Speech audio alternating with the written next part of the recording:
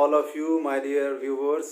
मैं कुछ अलग टॉपिक पे आज आप लोगों के साथ अपने एक्सपीरियंस और कुछ इन्फॉर्मेशन शेयर करने जा रहा हूँ और आप सब से वो कनेक्टेड है कहीं ना कहीं, क्योंकि रोज़मर्रा की ज़िंदगी में आप ट्रैफिक रूल्स को ब्रेक करते हो या मैं करता हूँ या कोई भी करते हैं या और सेफ्टी को नज़रअंदाज करते हैं, जो हमारे लिए और हमारी फैमिली के लिए बहुत ही ख़तरनाक चीज़ें हैं। और जिस तरीके से हम लोग हर बार गवर्नमेंट की पॉलिसीज़ को ही नज़रअंदाज करते हैं और उसी के ऊपर ब्लेम करते हैं कि ये क्यों है, ये क्यों है, लेकिन कुछ चीज़ें जो बनाई जाती हैं वो बहुत कुछ सोच समझ के बनाई जाती हैं। जैसे कि मैं आपसे बात करता हूँ कि रोड सेफ्टी के ऊपर, तो रोड सेफ्टी का मामला इस तरीके से है दोस्तों कि आप जब भी कार चलाते हो तो सीट बेल्ट लगाना बहुत ज़रूरी होता है। और मैंने ये देखा है, मेरे एक्सपीरियंस से मैं ये बात कह रहा हूँ, क्योंकि मैं इंडिया के कई स्टेट में बाई रोड गया हूँ और वहाँ पर ये मुझे देखने मिला है कि मेट्रोपॉलिटन सिटी के अंदर तो इस रूल्स को 90% लोग फॉलो करते हैं।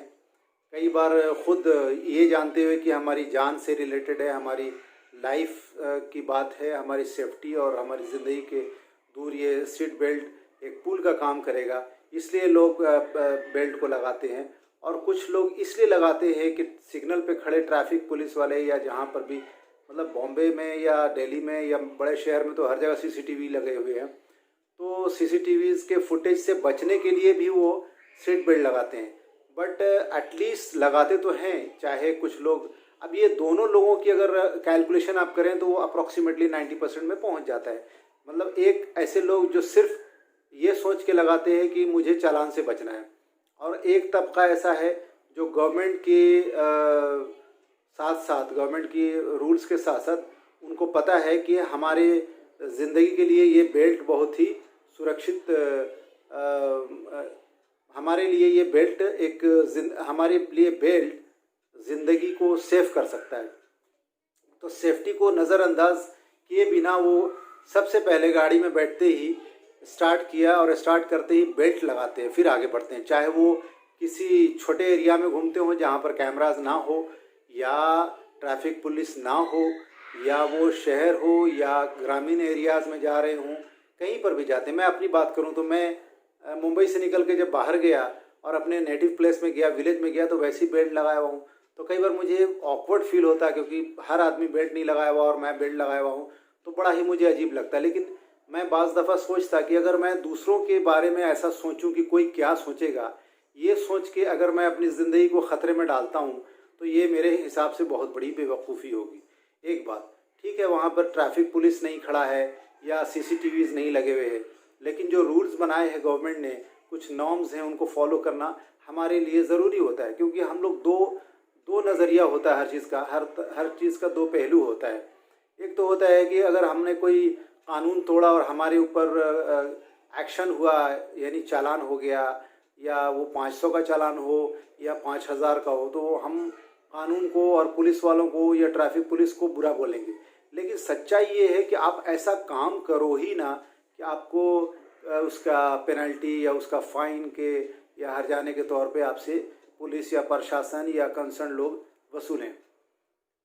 तो दोस्तों, मैं आपको एक चीज़ इम्पॉर्टेंट बता रहा हूँ कि हमें अपनी ज़िंदगी को बहुत ही अहमियत देना चाहिए। और अगर कानून की नज़र में कोई चीज़ क्राइम है और ये आपको पता है कि मैं क्राइम करने जा रहा हूँ, तो ऐसा काम ना करें। सिर्फ अपने लिए नहीं, अपने पीछे आपके साथ फैमिली है। अगर आप शादीशुदा हैं तो आपकी वाइफ होंगी, आपके बच्चे होंगे, और अगर आपकी शादी नहीं हुई है तो आप सोचिए हर माँ बाप अपने बच्चे को किस कदर प्यार मोहब्बत से बड़ा करता है। वो इसलिए नहीं करता है कि आप कल को जाएं और सुसाइड कर लें। ये तो सुसाइड हो गया ना भाई साहब। अगर आप कानून तोड़ रहे हैं तो ये मतलब इनडायरेक्टली वही चीज़ हुई। अब आपको दूसरी चीज़ मैं बताने वाला हूँ, जो मैं यहाँ पर मुंबई में जहाँ पर रहता हूँ, या जहाँ कहीं भी कई जगह में शहरों में एक चीज़, और इवन गांव में भी अब ये चलन देखने को मिल रहा है कि यंग बच्चे 12 साल, 13 साल, 14 साल, 17 ईयर्स, मतलब विद इन 18 ईयर्स के बच्चों को मैंने देखा है बहुत ख़तरनाक स्टंट करते हुए। दोस्तों, ये स्टंट कैसे करते हैं? ये बच्चे वही बच्चे हैं जो फिल्मों से इंस्पायर्ड रहते हैं। फिल्मों के लिए तो मैं इनको बता दूं कि भाई, फिल्म के अंदर सब प्रोफेशनल होते हैं और कुछ स्टेप्स होते हैं, बाकी सीजी पे होता है, कंप्यूटर ग्राफिक के ज़रिए वो इतना बड़ा फ्लाईओवर जंप करना या कार के ऊपर से गुजर जाना, ये जेम्स बॉन्ड की फिल्मों को आप देखेंगे तो उस तरीके की चीज़ें वहाँ आपको देखने को मिलती है। इवन आप इंडियन सिनेमा में भी वो एक्शन का बहुत बड़ा चलन है, बड़े बड़े एक्शन हमें फिल्मों में देखने मिलते हैं, लेकिन वो प्रॉपर एक्सपर्ट्स होते हैं भाइयों। वो ऐसे नहीं होते हैं जैसे आप सब करते हो। उसमें अगर कोई जंप लगा रहा है तो नीचे पूरी सेफ्टी है, पैड से लेके हार्नेस, ये नेट, ये झूला, फलानी चीज़ें, पूरी सेफ्टी, पूरा तामझाम होता है दोस्त।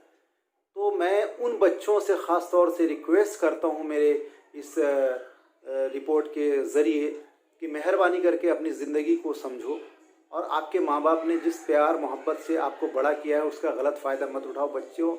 क्योंकि बच्चे क्या करते हैं, अपने पेरेंट्स को कोई भी रीज़न दे के बाइक लेके निकल गए। अब बाइक लेके निकल गए तो आगे जाके क्या कर रहे हैं वो तो पेरेंट्स को भी नहीं पता है। आगे जाके वो स्टंट कर रहे हैं। अब उस स्टंट में किसी की हताहत हो जाए तो आप सोचिए वो माँ बाप के लिए कितना बड़ा दर्द है, मतलब पूरी ज़िंदगी का खुदा न खास्ता दर्द होता है ये। दूसरी बात दोस्तों, मैंने एक चीज़ देखा है कि बिना हेलमेट के ये बच्चे बाइक को हवा में उड़ाते हैं और तो और आपने देखा होगा ऐसा जिगजैग करके चलाते हैं। और उसमें अगर टायर स्केट होता है, जस्ट इमेजिन, उसमें बच्चे की जान भी जा सकती है। तो हमें अपने बच्चों को, जो पेरेंट्स हैं जिनके बच्चे इतनी एज के हैं, उनको समझाने की प्यार से ज़रूरत है।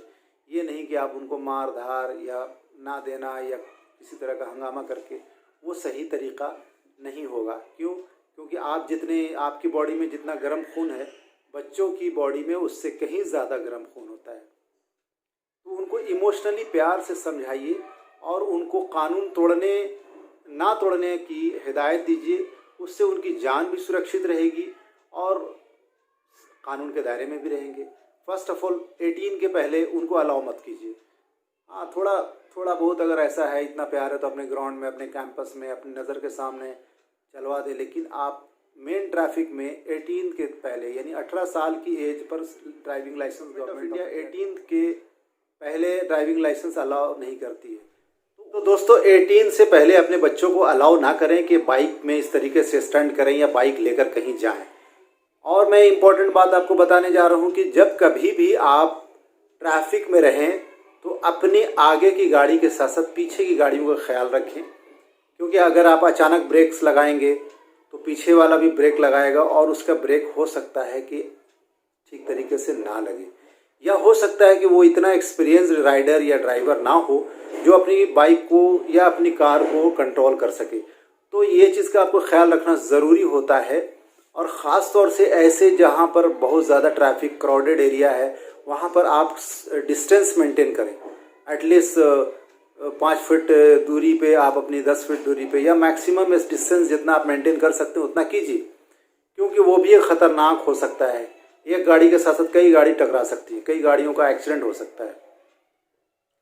दूसरी बात दोस्तों ये है कि मैं ड्राइविंग लाइसेंस से रिलेटेड कुछ बात आपको बता रहा हूँ जो बहुत ही अहम है उनके लिए, उन पेरेंट्स के लिए, उन बच्चों के लिए जिनको आने वाले वक्त में ड्राइविंग लाइसेंस बनाना है, जब वो मैच्योर्ड होते हैं, जब 18 साल के होने वाले होते हैं। तो दोस्तों जिस तरीके से आपको पासपोर्ट बनाने के लिए यूज़र पासवर्ड आईडी क्रिएट करना पड़ता है, वैसे ही परिवहन विभाग, ट्रांसपोर्ट डिपार्टमेंट की साइट होती है, उनका ऐप होता है, उसमें जाएं, वहाँ डाउनलोड करें ऐप को, या डायरेक्ट आप ऑनलाइन वेब पे जाके और यूज़र पासवर्ड क्रिएट करके आप अपना अपॉइंटमेंट लीजिए। आपके नियरेस्ट आरटीओ डीटीओ कौन सा है वहाँ पर उसको सेलेक्ट करें और सेलेक्ट करने के बाद आप अपॉइंटमेंट लेंगे। उस डेट की अपॉइंटमेंट मिलेगी, उसके ऊपर आप जाएं। अपॉइंटमेंट की रिसिप्ट आपके पास मैसेज आ जाएगा मोबाइल का। अब तो रिसिप्ट नहीं भी है तो चलता है, क्योंकि SMS ज़्यादा इम्पोर्टेंट माना जा रहा है। तो आप इस तरीके से जाके आपको वहाँ पर सब दिखाना होगा, डॉक्यूमेंटेशन आपके जो ओरिजिनल KYC होंगे, यानी पैन कार्ड, आधार कार्ड या वोटर ID कार्ड, ऐसे 2 से 3 डॉक्यूमेंट्स आपके पास होना चाहिए। और वो डॉक्यूमेंट के आधार पर आपके एप्लीकेशन को एक्सेप्ट करते हैं, आपका KYC करते हैं, फ़ोटो, फिंगरप्रिंट, ये सब करते हैं। उसके बाद आपसे फ़ीस भरवाते हैं और फीस के बाद आपको KYC करने के बाद देन वो आपको 1 मंथ का एक लर्निंग ड्राइविंग लाइसेंस देते हैं। लर्निंग का मतलब ये हो गया दोस्तों कि आप किसी भी लाइसेंस होल्डर ड्राइवर के साथ गाड़ी चला सकते हैं। और उसमें भी सिलेक्ट करना पड़ता है कि आप 2 व्हीलर के लिए सिर्फ लाइसेंस बना रहे हैं या 2 और 4 दोनों के लिए बना रहे हैं। तो उसको सेलेक्ट करने के बाद उसी तरीके से फ़ीस का भी हो जाता है, फ़ीस बढ़ जाती है, फ़ीस कम हो जाती है। और वो सेलेक्ट करने के बाद से जब ये प्रोसेस कंप्लीट होता है और आपका जब 30 डेज़ और पूरा होता है, देन उसके बाद आप जाएं और एक वो छोटा सा टेस्ट लेते हैं। 4 व्हीलर है तो आगे पीछे करा के देखते हैं, 2 व्हीलर है तो बोलेंगे यहाँ से आप आगे बढ़ाओ। इतना ही रहता है उनका भी, क्योंकि इतना वक्त उनके पास भी नहीं रहता है कि आपसे 2-4-10 किलोमीटर चलवा के देखेंगे। तो जस्ट एक फॉर्मेलिटीज़ होती है, उनको इतने से भी जजमेंट मिल जाता है कि ये ड्राइवर है या नहीं, ये राइड कर सकता है या नहीं। उसके बाद आपके लाइसेंस को वो अप्रूव कर देते हैं एंड देन उसके विद इन अ मंथ आपके पोस्टल एड्रेस पे बाई स्पीड पोस्ट आपको आपका ड्राइविंग लाइसेंस मिल जाता है। तो जब इतना आसान स्टेप है दोस्तों, तो आप एजेंट के थ्रू डबल ट्रिपल पैसे देने का क्या मतलब है? आप डायरेक्ट करें अपना काम।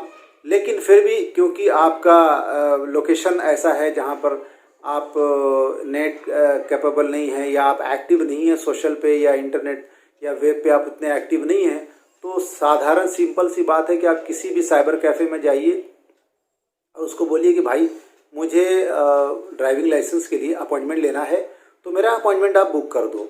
वो क्या करता है, यही सेम प्रोसेस करता है और यूज़र पासवर्ड उसके पास क्रिएट भी रहता है। तो वहाँ पे जाके आपकी डिटेल के हिसाब से, आपके नाम और पते के हिसाब से आपका अपॉइंटमेंट निकाल देता है और आपको उल्टा वो हार्ड कॉपी भी देता है, रिसिप्ट निकाल के, और उसको आप लेकर जाते हैं और आप आगे का प्रोसेस करते हैं। तो दोस्तों ये चीज़ आपको समझना बहुत ज़रूरी है। और अगर आप किसी लर्निंग स्कूल के ज़रिए ड्राइविंग लाइसेंस निकाल रहे हैं कार का, तो उसमें तो और भी अच्छा है, क्योंकि आपको हर तरह से वो सिखाता है। दोस्तों एक और बात है, लर्निंग स्कूल के साथ साथ आप यूट्यूब पे जाएं और कई सारे ऑनलाइन लर्निंग स्कूल चलते हैं जहाँ पर के आपको बताते हैं नॉर्म्स, आपको बताते हैं तरीके कैसे आपको कार को आगे बढ़ाना है, ब्रेक लगाना है, क्या क्या सेफ्टी का ख्याल रखना है, और किस तरीके से नाइट में ड्राइविंग करना है तो कैसे लाइट्स का यूज़ करना है। जैसे रात में आप कार यूज़ करते हो, चलाते हो, तो रात में हॉर्न प्रोहिबिटेड होता है एंड लाइट और डीपर का इस्तेमाल होता है। लेकिन हमारे भाई एक और बड़ी इम्पोर्टेंट बात हॉर्न से मुझे याद आया कि मैंने देखा है कई जगह पे, शहर से लेके गांव से लेके देहात तक में, कि बेमतलब का लोग हॉन्किंग करते हैं। दोस्तों ये ध्वनि यानी कि एयर्स के लिए बहुत ही ख़तरनाक है, और ख़ास तौर से उन एज के लिए जो छोटे बच्चे होते हैं उनको ये प्रॉब्लम दे सकता है, उनको बहरापन हो सकता है। और जो ओल्ड एज होते हैं उनके कान कमज़ोर होते हैं, उनके लिए बहुत ही ये मतलब ख़तरनाक चीज़ है। और ऐसे में आप किसी को हर्ट करते हैं तो उनसे बद्दुआ, श्राप से कम तो आपको कुछ वो दे नहीं सकते। इसलिए जहाँ पर ज़रूरत है वहीं पे हॉन्किंग करें, वहीं पे हॉर्न बजाएं। बेमतलब बेवजह हॉर्न बजाने से आपको कोई रास्ता, रोड क्लियर करके नहीं देता है, उससे जाहिलाना हरकत है। कहते हैं ना कि जो नया ड्राइवर होता है वो हॉर्न बजाता है, तो वो मुहावरे में आप ना जाएं। हॉन्किंग का कई जगह आप देखेंगे, जिस तरीके से नो पार्किंग का साइन बोर्ड लगा रहता है, वैसे ही हॉन्किंग का भी रहता है। जैसे कि हॉस्पिटल है या और ऐसी कई जगह पे हैं, साइलेंस जोन होते हैं, वहाँ पे हॉर्न बजाना मना होता है। तो दोस्तों आप कहीं पर बाइक से या कार से जाएं तो प्रॉपर पार्किंग में लगाएं। अभी देखिए, अगर आपको पुलिस वाला रोकता है, चाहे आपकी 2 व्हीलर हो या 4 व्हीलर हो, कोई ट्रैफिक पुलिस आपको रोकते है चेकिंग में, चेक पोस्ट पे, तो आपसे क्या मांगते हैं? सबसे पहला सवाल होता है ड्राइविंग लाइसेंस से भी उसको सेटिस्फेक्शन नहीं होता, ऐसा लगता है कि सस्पेशियस मामला है, तो फिर गाड़ी का डॉक्यूमेंट्स मांगता है, कार हो या बाइक हो। उनमें क्या क्या इंपॉर्टेंट है दोस्तों? आरसी यानी कि ऑनर बुक, यानी कि रजिस्ट्रेशन कॉपी, उसकी आपको ज़ेरॉक्स रखना होता है, या तो आप मोबाइल में डिजिटली सेव करके रखिए, वो भी गवर्नमेंट ऑफ इंडिया के नॉर्म्स के हिसाब से, रूल्स के हिसाब से वैलिड है। उसके बाद इंश्योरेंस, वैलिड इंश्योरेंस, चाहे वो फर्स्ट पार्टी का हो या थर्ड पार्टी का हो। फर्स्ट पार्टी का मतलब होता है कि आपकी गाड़ी इतना वैल्यू में के लिए वैल्यूएबल है, मतलब उतना कुछ हो गया तो आपको इतना इंश्योरेंस कंपनी देती है। थर्ड पार्टी का मतलब है कि आपको पुलिस पब्लिक से या कोई हादसा हुआ तो उससे आपके ऊपर डायरेक्ट केस नहीं हो के कुछ सेफ्टी मिलती है, कुछ छूट है उसके अंदर, उसके लिए। तीसरी चीज़, इंपॉर्टेंट चीज़ होती है पीयूसी। पीयूसी की आपकी गाड़ी कितनी प्रदूषण कर रहा है, कितना पॉल्यूशन कर रहा है, उसका एक सर्टिफिकेट होता है, 6 मंथ का, 1 ईयर का, ऐसे आजकल होता है, वो भी अब ऑनलाइन हो गया है दोस्तों। तो ये तीनों चीज़ें आप हार्ड कॉपी भी रख सकते हैं, आप सॉफ्ट कॉपी भी रख सकते हैं। सॉफ्ट कॉपी भी पुलिस वाले एक्सेप्ट करते हैं और ट्रैफिक पुलिस और हार्ड कॉपी भी। लेकिन एक बात बताइए दोस्तों, जब अगर गवर्नमेंट ने इंश्योरेंस, आप समझ रहे हैं, इंश्योर्ड अगर आपकी गाड़ी है तो उसके साथ साथ आप भी 1 लाख 1.5 लाख रुपए का आपका एक्सीडेंटल वो रहता है, मेडिक्लेम रहता है। तो ये आप क्यों सोचते हो कि पुलिस से बचने के लिए मैं पेपर अप टू डेट रखूँ? आपके लिए कितना सेफ्टी है अगर आपकी गाड़ी चोरी हो जाती है और मान लीजिए एक कार है आपकी, टोटल उसका नई कार का वैल्यू है 6 लाख, 2 साल 5 साल 6 साल पुरानी है, मार्केट वैल्यू उस कार का 2 लाख है और इंश्योरेंस कंपनी से आपने 2.5 लाख का इंश्योरेंस लिया हुआ है दोस्तों।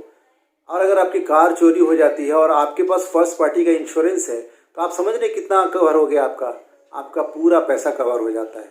और अगर इंश्योरेंस नहीं है तो आपको 1 रुपया नहीं मिलता है दोस्तों। तो आप पुलिस की डर से नहीं बल्कि कानून की डर, और कानून की डर भी नहीं, कानून कुछ ऐसे बनाए गए हैं जो आम जनता के फायदे के लिए बनाए गए हैं। तो इसको आप बोझ समझ के नहीं, आप अपनी सेफ्टी समझ के, आप अपनी सिक्योरिटी समझ के इसको वैलिड रखिए, डॉक्यूमेंट्स को खास तौर से वैलिड रखिए। चाहे आपका 2 व्हीलर हो या 4 व्हीलर हो, 2 व्हीलर भी है और इंश्योर्ड फुल इंश्योर्ड है तो आप सेफ हैं। कभी कुछ हादसा होता है, कभी कुछ चोरी हो जाती है, मान लीजिए बाजार में आपने लॉक किया, खड़ा किया, वहाँ से किसी ने चोरी कर लिया, या आपके बिल्डिंग के बाहर रोड पे आपने बाइक खड़ी कर दिया, चोरी हुई, कोई भी व्हीकल्स हो, तो आपके पास अगर फुल इंश्योरेंस है तो आपको उसका कॉम्पनसेशन पूरा मिलता है दोस्तों। तो इस बात का ख्याल रखिए और कानून को बोझ नहीं समझना है। गवर्नमेंट ऑफ इंडिया ने बहुत सारे नॉर्म्स जो बनाए हैं वो पब्लिक के हित में बनाए हैं, तो इसलिए आप लोग अपना ख्याल रखिए, अपनी चीज़ों का ख्याल रखिए, अपने फैमिली का ख्याल रखिए, अपने बच्चों और अपने पेरेंट्स का, ख़ास तौर से उन पेरेंट्स का जो ओल्ड एज में हैं उनका ज़रूर ख्याल रखिए, उनकी रिस्पेक्ट करिए, उनकी हर छोटी बड़ी ख्वाहिश को, कमी को पूरा कीजिए दोस्तों। इसी के साथ मैं आप लोगों से विदा लेता हूँ। जय हिंद।